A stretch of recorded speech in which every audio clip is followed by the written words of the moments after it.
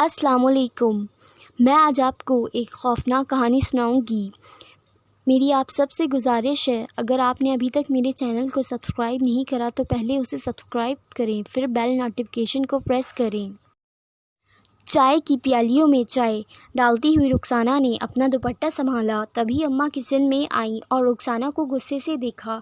फिर उसे बाजू से पकड़ कर बोली, अगर तुमने इस बार इस रिश्ते को मना करा तो मैं तुम्हारा बहुत बुरा हशर करूंगी। रुखसाना अपना बाजू छुड़ाते हुए बोली, अम्मा, मैंने आपको पहले भी कई बार बताया है कि मैं पहले अपनी पढ़ाई पूरी करूंगी, बाद में शादी करूंगी। किचन के दरवाजे से लगकर खड़ी रुखसाना की दादी उसे एकटक देखे जा रही थी। वो मुस्कुराई और आहिस्ता से उसके पास आकर उसके सर पर बोसा देकर बोली, बेटी, एक उम्र में आकर हर लड़की को अपने माँ बाप का घर छोड़कर अपना घर बसाना पड़ता है। रुखसाना उन्हें देख के मुस्कुराती है, जैसे कि उसने अभी भी अपना इरादा बदला नहीं हो। चाय की ट्रे पकड़कर किचन से बाहर निकल जाती है। रुखसाना जैसे ड्राइंग रूम में पहुंचती है तो हल्के नीले रंग के लिबास में सामने सोफे पर बैठी जावेद की अम्मी उसे देखकर मुस्कुराती हैं। रुखसाना सलाम करती है, उसे सलाम का जवाब मिलता है और वो चाय प्यालियों में डालकर पेश करने लगती है।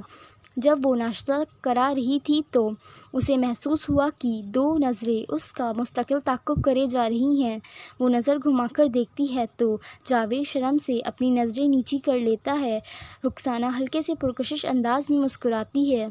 कुछ देर बाद जब वो चले जाते हैं तो दादी रुखसाना के पास बाहर दालान में पड़ी चारपाई पर आकर बैठ जाती हैं और रुखसाना को छेड़ते हुए पूछती हैं, और भाई लड़की, तुम्हें लड़का कैसा लगा? रुखसाना की आंखों में प्यारी सी चमक आ जाती है और होठों पे हल्की सी मुस्कान। वो कहती है, दादी आप यहीं रुके, मैं आपके लिए चाय लेकर आती हूँ। जब सब खाने से फारिग हो जाते हैं तो रुखसाना फ्रूट चाट कटोरियों में डालकर बाहर दालान में चारपाई पर बैठे अपने अम्मा अब्बा को पेश करती है। रुखसाना के अब्बा उसे बेहद चाहते थे। आखिर को वो उनकी एक ही बेटी थी। रुखसाना का एक बड़ा भाई भी था, अमजद, जो सऊदी में अपना कारोबार करता था।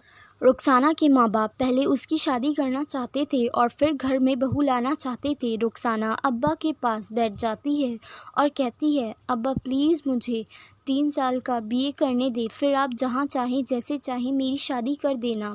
अब्बा रुखसाना की कांपती आवाज़ और आँखों में नमी देखते हैं, फिर कहते हैं, अच्छा, अगर हम तुम्हें आगे तालीम मुकम्मल करने की इजाज़त दें, मगर उससे पहले एक बात बताओ, तुम्हें जावेद और उसके घर वाले कैसे लगे?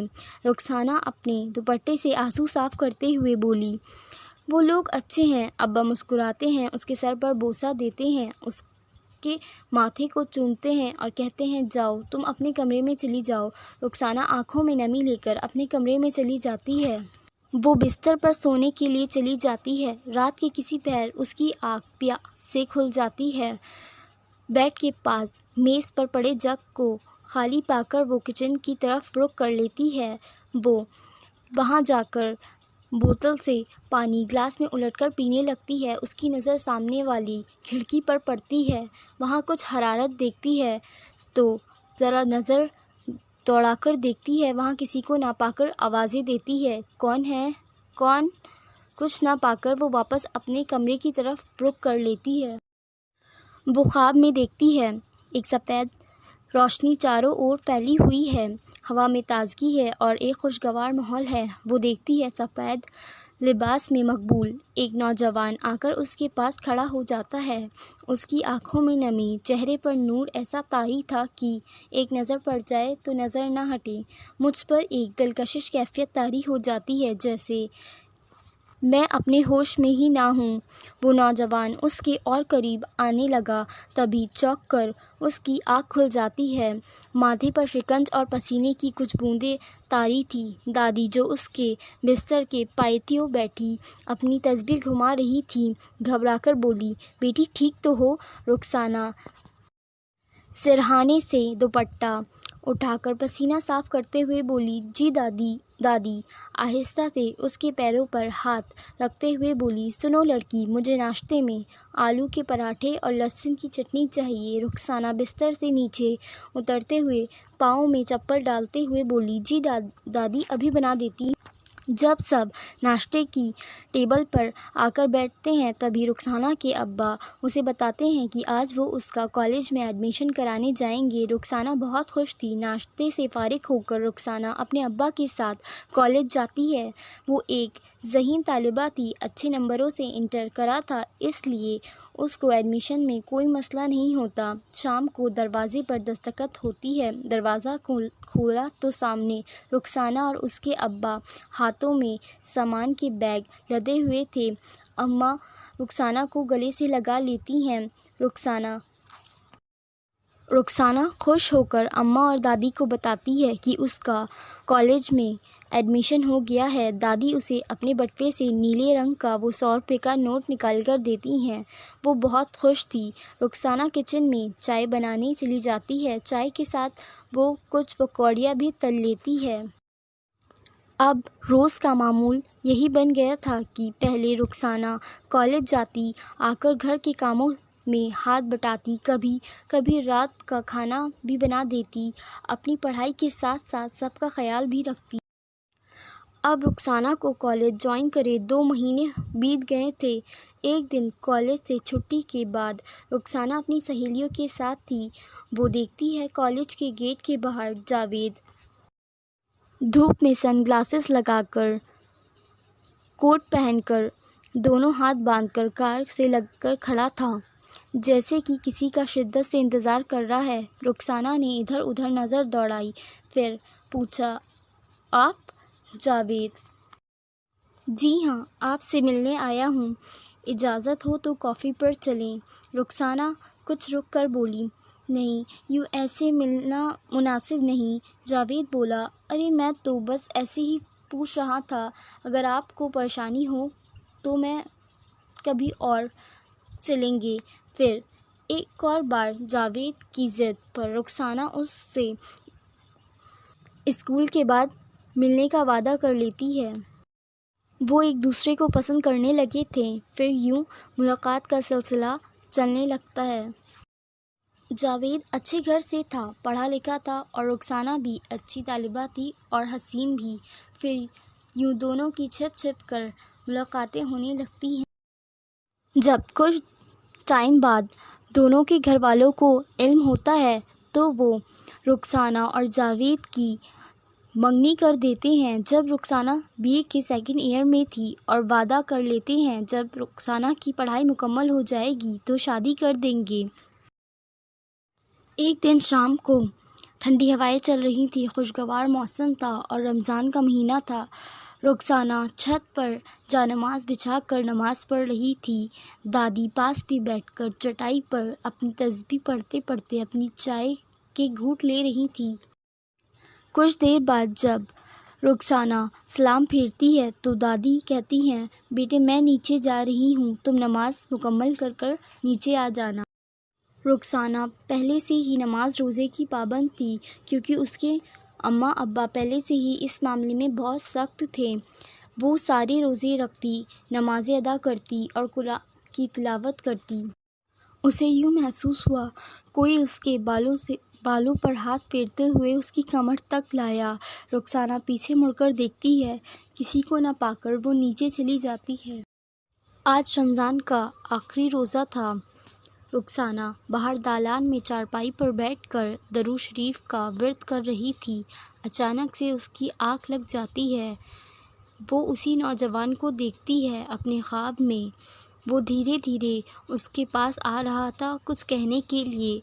چونک کر ایک جھٹکے سے رخسانہ کی نیند ٹوٹ جاتی ہے۔ رخسانہ وضو بنا کر عشاء پڑھنے لگتی ہے۔ وہ اپنے کمرے میں عشاء پڑھ رہی تھی۔ چاند کی روشنی سیدھا اس کے کمرے میں آ رہی تھی۔ رخسانہ سفید لباس میں نماز کا دوپٹہ باندھ کر نماز پڑھ رہی تھی۔ وہ چونک کر مصلی سے کھڑی ہو جاتی ہے جب وہ اس شخص کو اپنے پاس بیٹھے دیکھتی ہے دائیں طرف۔ وہ پوچھتی ہے گھبرا کر، کون ہو؟ پھر وہ بتاتا ہے، میرا تعلق انسانی دنیا سے نہیں ہے، میں جنات زادہ ہوں اور میں تمہیں بہت وقت سے چاہتا ہوں۔ تمہیں اس بات کا علم نہیں، مگر میں نے تمہیں گوارا نہیں سمجھا بتانا، مگر آج میں نے موقع دیکھ کر تم سے ملنا کا سوچ لیا تھا۔ رخسانہ ایک پل کو اس کو دیکھتی رہ جاتی ہے، پھر سوچ کر کچھ بولتی ہے۔ اچھا، تمہارا تعلق انسانی دنیا سے نہیں ہے؟ وہ رخسانہ کی بات کاٹتے ہوئے کہتا ہے، ارے گھبراؤ نہیں، تمہیں مجھ سے کوئی خطرہ نہیں ہے۔ وہ اس سے کہتا ہے، میں تم سے شادی کرنا چاہتا ہوں، تم چاہو تو میں بعد میں یہیں پہ انسان بن کے تمہارے ساتھ رہ سکتا ہوں۔ رخسانہ اس کی طرف ایک ٹک دیکھے جاتی ہے، پھر جھٹک کے غصے سے کھڑے ہو کر کہتی ہے، نہیں، میں کسی اور کو چاہتی ہوں۔ یہاں سے چلے جاؤ، نہ جانے تم کہاں سے کیسے میرے کمرے میں ٹپک گئے ہو، یہاں سے چلے جاؤ۔ وہ بتاتا ہے، ارے تم نے تو میرا نام بھی نہیں پوچھا۔ میرا نام رحمان ہے اور میں ایک اچھے پریوار سے ہوں، میں ایک مسلم جن ہوں۔ وہ رخسانہ کے پاس اس کے سر پر بالوں پر ہاتھ رکھتا ہے۔ رخسانہ کی آنکھوں کے آگے اندھیرا چھا جاتا ہے اور وہ زمین پر بے ہوش ہو کر گر جاتی ہے۔ جب کچھ دیر بعد رخسانہ کی آنکھ کھلتی ہے، وہ خود کو اپنے بیڈ پر پاتی ہے اور سب کو اس کے آس پاس بیٹھا پاتی ہے۔ سب پوچھنے لگتے ہیں، کیا ہوا بیٹی، کیا ہوا؟